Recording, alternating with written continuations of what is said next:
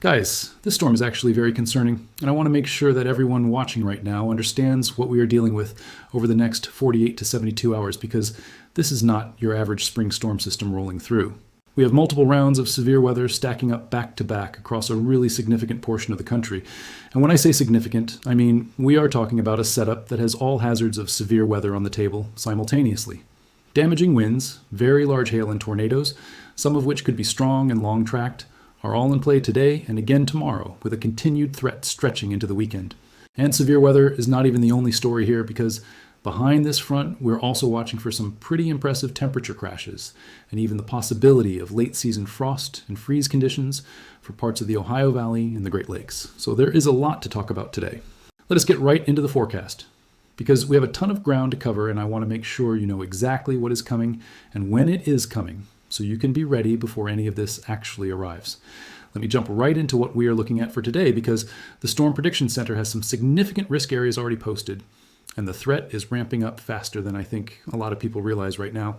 We have a level 3 out of 5 enhanced risk of severe weather in place for today, covering a corridor from central Missouri, northeast through western Illinois, and into portions of southern Wisconsin and northern Indiana. That enhanced risk area includes some pretty significant population centers. And within that enhanced risk, the damaging wind threat is the one that I think is most underappreciated right now. We are talking about the potential for widespread wind gusts of 65 to 80 miles per hour as these storms upscale into a solid squall line this afternoon and evening. That is not a small wind event. That is the kind of wind event that brings down trees, knocks out power for hundreds of thousands of people, and sends anything that is not bolted down flying through the air. So if you have a trampoline in your backyard right now, go bring it in. Seriously, today is going to be tossing trampolines into the neighbor's yard. Kind of Thursday if you are not careful.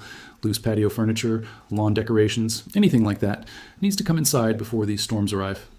Our hail risk today is also elevated, and it is one of the things I am watching most closely with the initial supercell phase this afternoon. Before these storms upscale into a line, we are going to have a window where discrete rotating supercells are capable of producing hail in the baseball to maybe even softball size range across the enhanced risk corridor. I know that sounds extreme, but the hail growth potential with today's setup is genuinely impressive when you look at the freezing levels and the updraft speeds these storms are going to be capable of generating. Baseball-sized hail is the kind of hail that does not just dent your car. It shatters windshields, it strips shingles off roofs, it can seriously injure anyone caught outside without shelter. So if severe thunderstorm warnings start dropping this afternoon, mentioning 2-inch or larger hail, get your vehicles inside immediately and stay away from windows. Now, the tornado threat today is interesting and honestly a little complicated to talk about, because there are a couple of factors that could either really amplify or somewhat limit what we end up seeing. The favorable ingredients are absolutely there. We have excellent wind shear with effective layer shear values running around 50 to 60 knots across the enhanced risk zone, storm relative helicity values that are screaming for supercell development, and enough instability in the warm sector to support significant updrafts. The significant tornado parameter values across the best part of today's setup are running between 2 and 5, and that is a very favorable range for strong and potentially violent tornadoes with discrete supercells. But here's the thing I keep coming back to. The morning convection that has been moving through portions of the Midwest is leaving behind some cloud cover and outflow boundaries that could really slow down the surface heating we need this afternoon.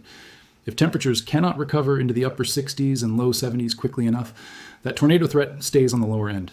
But if we get good clearing and temperatures surge this afternoon, the way the models are suggesting is possible, it is going to be go time for tornadoes across that enhanced risk corridor. It is honestly going to be a bit of a nowcasting situation this afternoon, and that is exactly why we are going to be live later today on the channel. Make sure you are subscribed and have the bell icon turned on so you are notified the moment we go live. Let me walk you through the timing, because this is really important for planning your day. By about noon to 1 o'clock this afternoon, we are already going to start seeing some convective development along the frontal boundary across northern Missouri and southern Iowa. These early storms are going to be disorganized at first, but any cell that manages to tap into the warm sector is going to have a chance to rotate. Between 2 and 4 HAR this afternoon is when I think the tornado threat really starts to come alive, especially across the corridor from Quincy, Illinois northeast toward the Quad Cities and Rockford. This is the window where we could see a couple of supercells develop that have real long-track tornado potential.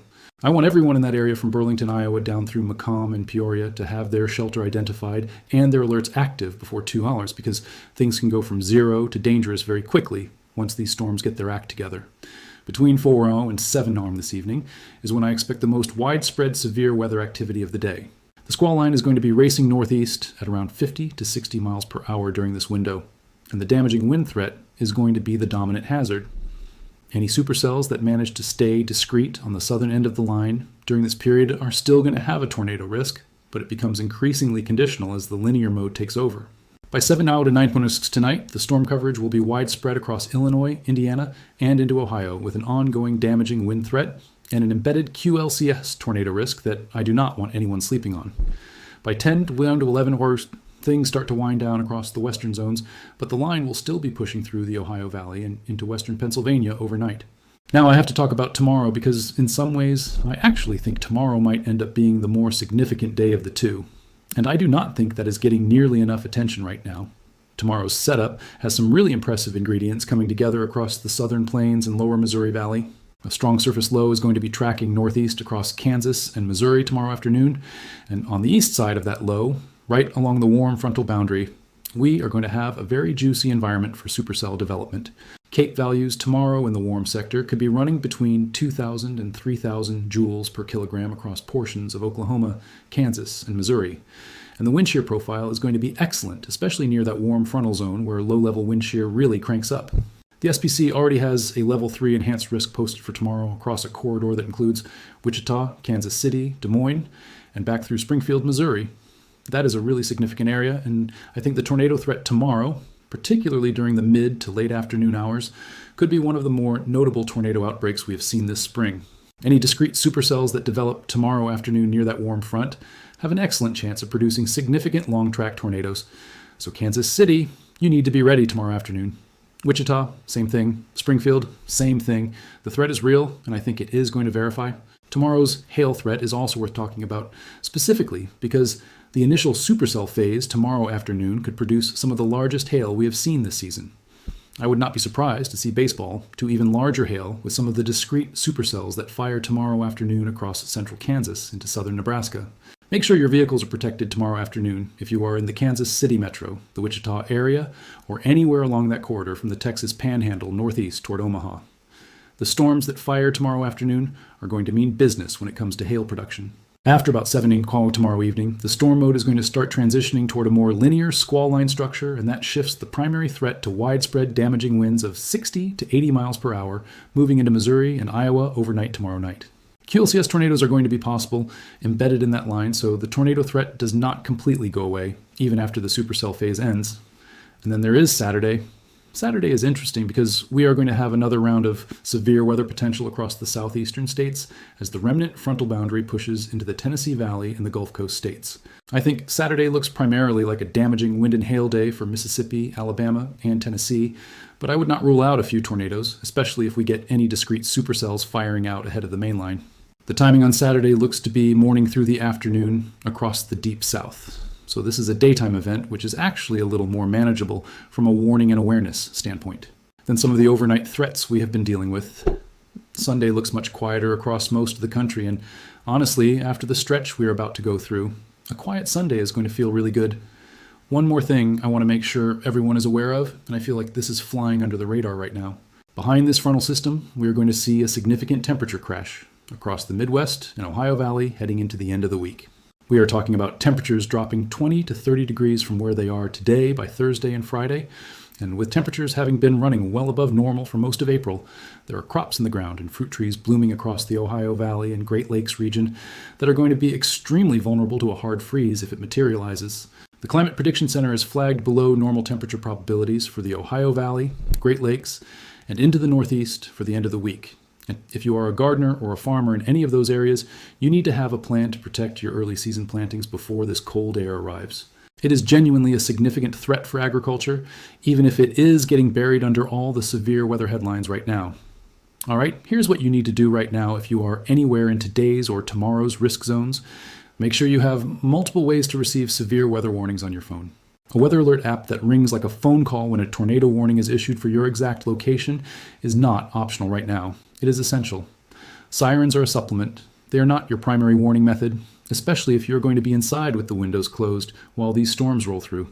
Make sure your phone is fully charged before storms arrive this afternoon, and if you have a portable battery pack, charge that too.